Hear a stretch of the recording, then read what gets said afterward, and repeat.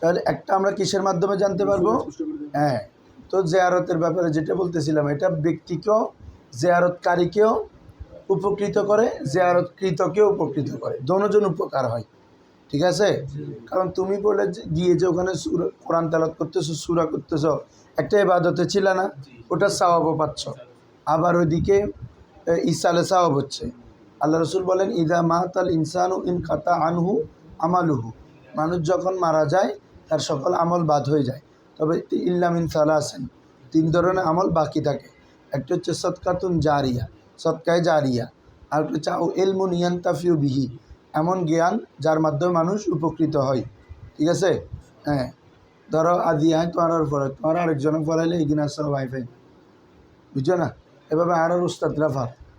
এভাবে আরেকটা হচ্ছে ওয়ালাদুন সলিহুন ইয়াদউলাহু, একজন নেককার সন্তান যে তার পিতামাতার জন্য দোয়া করে, তাহলে এই দোয়া করলে এটা তার কবরে যায়, ইসালে সওয়াব। তাহলে এইখান থেকে ব্যক্তি যে জিয়ারতকারী সেও লাভবান হচ্ছে, যার জন্য জিয়ারত করতেছে উপজন মাইয়াতও লাভবান হচ্ছে। আসো, তাহলে আমরা নাসেক কোনটা মানসুক এটা জানবো আল্লাহ রসুলের কৌলের মাধ্যমে, অথবা বিকাউলি সাহাবি, কার কৌলের মাধ্যমে রে? সাহাবির কৌলের মাধ্যমে। যেমন কাকাউলি জাবের ইবনে আবদুল্লাহ রাদিয়াল্লাহু তাআলা, হযরত জাবির ইবনে আবদুল্লাহ রাদিয়াল্লাহু তাআলা নু কৌল, কানা আখিরুল আমরাইন মিন রাসূলিল্লাহি সাল্লাল্লাহু আলাইহি ওয়াসাল্লাম, রাসূল সাল্লাল্লাহু আলাইহি ওয়াসাল্লামের কানা আখিরুল আমরাইন, খেয়াল করছো? রাসূল ইসলামের শেষ কাজ ছিল, তার মানে আগে অন্য ধরনের ছিল, কিন্তু রসুলের শেষ ধরনের কী ছিল আমল? শেষের আমল কী ছিল?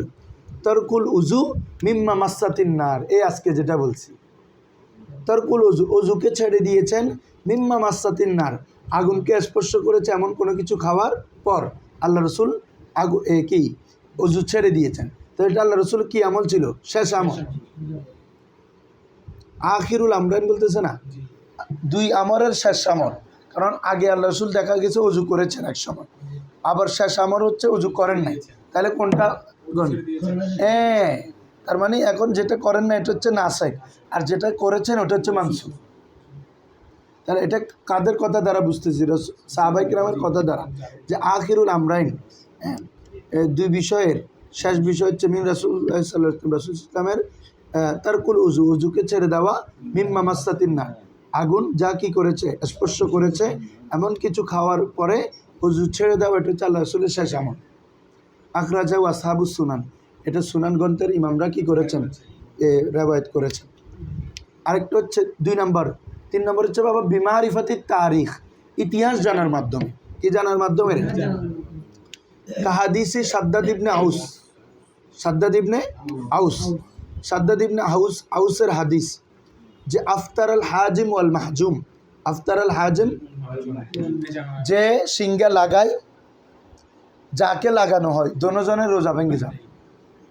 সিঙ্গা লাগাই ওই রক্ত, এখন এই জামা করে যে, আগে তো এটা শিং লাগায় লাগায় রক্ত সুস্থ, যে এখনও ওই ব্যারাজ্য কতগুলো আছে না, অনেক মহিলারা করে তো ওইভাবে, অনেক আমরা ব্যারাজ্য বলি যে ওদের দিক, হ্যাঁ, বেডি হট্টা শিং লয়ে রে দিদি রে কিরে ন দেখো কোনোদিন গ্রামত তাবি মাঝে দিন বহুত এলমে দিন বুঝি পেলাই গ্রামত থাকুন ফরস আজীব্য হত্যা কইলা মাঝে মধ্যে। কারণ হইলি যদি না থাকে অনেক জিনিস বোঝা যায় না, যে কোনো এলমের জন্য। গ্রামের শহরে তো সব দেখা যায় না, বুঝা নাই, এগুলো লাগে অনেক কিছু। তো আমরা দেখছি তো ওগুলো, আমার ছোটোবেলায় তো এখন কমাই, হ্যাঁ, এখন এখন এখন আধুনিকটা তো দেখছো, এই জামা শরীরের মধ্যে প্লাস্টিকের ইয়া দিয়ে ধরো না, আচ্ছা দেখ মোবাইলে চাইছি জামা, এটা শরীরে বিষাক্ত রক্ত বের করে ফেলেছে, বুঝছো? এটার কারণে শরীর সুস্থ থাকে, খুব ভালো থাকে।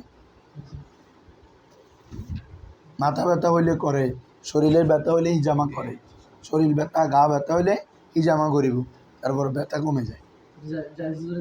জায়েজ তো, জায়েজ তো জায়েজ, আল্লাহ রসুলও করতেন। এখন এটা যে এটা করলে রোজা অবস্থায় রোজা ভাঙবে কিনা এটা নিয়ে মাসালা। তো রোজা অবস্থায় এখন রক্ত বের হচ্ছে না, তো প্রথম হাদিস ছিল সাদ্দাদ ইবনে আউস, আফতার আল হাজেম ওয়াল মাহজুম, হাজেম মানে যে হেজামা করে, মাহজুম মানে যাকে করা হচ্ছে, উভয়ের রোজা ভেঙে গেল। এটা হচ্ছে একটা বল, শুনো না।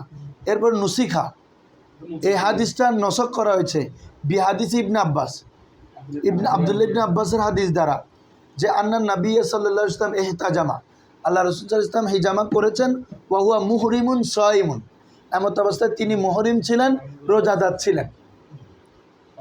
ঠিক আছে। আরেকটা রাওয়ায়াত আছে আবু দাউদ শরীফে আছে আল্লাহ রসুল রোজা অবস্থায় মায়েশা থেকে বর্ণিত, রোজা অবস্থায় আল্লাহ রসুল হাজামা করেছেন। তাহলে এই হাদিসগুলো দ্বারা আগে যেটা আল্লাহ রসুল আফতার আল হাজম ওয়াল মাহজুব, এটা ভেঙে গেছে না? তাহলে কেন এটা বুঝতেছি কিসের মাধ্যমে? তারিখের মাধ্যমে। তাহলে কোনটা আগের হাদিস কোনটা পরের হাদিস? কেন?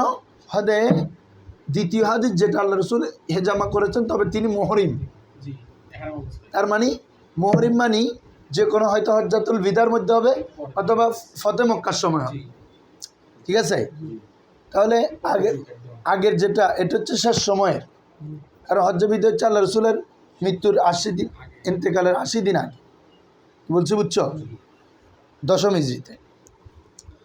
তাহলে কি বলছে? ফাকাত জা ফি বাদি তুরুকিল হাদিস সাদ্দাত, সাদ্দাতের যে হাদিস, ওই প্রথম হাদিসটা কি হেজামা করলে রোজা ভেঙে যাবে, এই হাদিসটা, এই হাদিসের সনদের কিছু সনদের মধ্যে এসেছে যে আন্না জালিকা কানা জামানিল ফাত, সেটা ছিল কি রে? ফতে মক্কার সময়। ও আন্না ইবনে আব্বাস সহিবাহু, আর ইবনে আব্বাস যে আল্লাহ রসুলের কি করেছেন, সঙ্গী ছিলেন, ফি হজ্জাতিল বেদা, এটা হচ্ছে হজ্জে বেদা। তাহলে আগের যেটা বর্ণনা এটা হচ্ছে কি? ফতে মক্কার সময়। আর যেটা আল্লাহ রসুল এহরাম করেছে মুহরিম অবস্থায়, এটা হচ্ছে বিজয় হজের সময়। তাহলে এখন ক্লিয়ার না? এটাই বুঝতেছি কিসের মাধ্যমে? তারিখের মাধ্যমে। 4 নম্বর হচ্ছে বিদালালাতিল ইজমা, বিদালালাতিল ইজমা দলিলের ভিত্তিতে। যেমন হাদিস মান শারিবাল খামরু ফাজলিদুহু, যে ব্যক্তি মদ পান করে তাকে কি করো? দুর্রা মারো, জিলদ লাগাও। ফাইন আদা ফির রাবিয়া ফাকতুলু, চতুর্থবার যদি আবার পুনরায় করে, প্রথমত জিল দিবে, এরপর আবার গজ্জা 4বারের সময় ফাকতুলু, আমি হত্যা করে ফেলো। এটা আবু দাউদ এবং তিরমিজিতে আছে। তো ক্বালান নববী, ইমাম নববী বলছে দাল্লাল ইজমাউ আলা নাসখি, ইজমার এটা দালালত করে যে হাদিস কি হয়ে গেছে, যে কেউ যদি 4বার মদ পান করে কতল করার বিধান নাই। তাহলে ফোকায়ে কেরামও এমন বিধান দেন নাই। তার মানে বোঝা যাচ্ছে এজমা দ্বারা এটা বোঝা যাচ্ছে ওই হাদিসটা কি হয়ে গেছে, বাদ হয়ে গেছে। বলে এজমা লা ইয়ানসাখু ওয়ালা ইউনসাখু, আর এজমা নসখ করতে পারে না। শুনো, এজমার মাধ্যমে কোনোটা বাদ করবে না। এজমা লা ইয়ানসাখু, এজমা নসখ করতে পারবে না, ওয়ালা ইউনসাখু, আর এজমা মানসুখও হবে না। তবে ইয়াদুল্লু আলান নাসেকের উপর দালালত করে। ইয়াদুল্লু আলান নাসেক মানে কি রে? যে এটা যে নাসেক হয়ে গেছে, সেটা বুঝায়। তবে এজমা নাসেক করতে পারবে না, বুঝো না? মানে হাদিসে রসুল হাদিসকে নাসক করতে পারবে, কিন্তু হাদিসে রসুলকে এজমার মাধ্যমে নসক করা যাবে না, এটা বলতেছে। লাকিন না ইয়াদুল্লু আলা নাসেকিন, বরং হাদিসে রসুল কোনটা নাসেক হয়েছে আর কোনটা মানসুক, এটার উপর এজমাটা ওটার উপর বুঝায়। হ্যাঁ, আশহুরুল মুসান্নাফাত ফিহি, এলমে নাসিকুল হাদিস এবং মানসুকের উপর সবচেয়ে প্রসিদ্ধ গ্রন্থ, আলাদা শুধু এটার উপর। উসুল হাদিস অনেক বিষয় না, না শুধু এলমে নাসিক মানসুকের উপর কিতাব লিখেছেন কে? আল এতেবার ফিন নাসিক ওয়াল মানসুক মিনাল আসার হচ্ছে কিতাবের নাম। ঠিক আছে, এগুলো অনলাইনে আছে, লিখলেই মতো চলে আসবে। এর লেখা হচ্ছে লি আবি বকর মোহাম্মদ ইবনে মুসা আল হাজেমি। ঠিক আছে, আর নাসিক ওয়াল মানসুক লি ইমাম আহমদ বিন হাম্বলের কিতাব নাসিক মানসুক।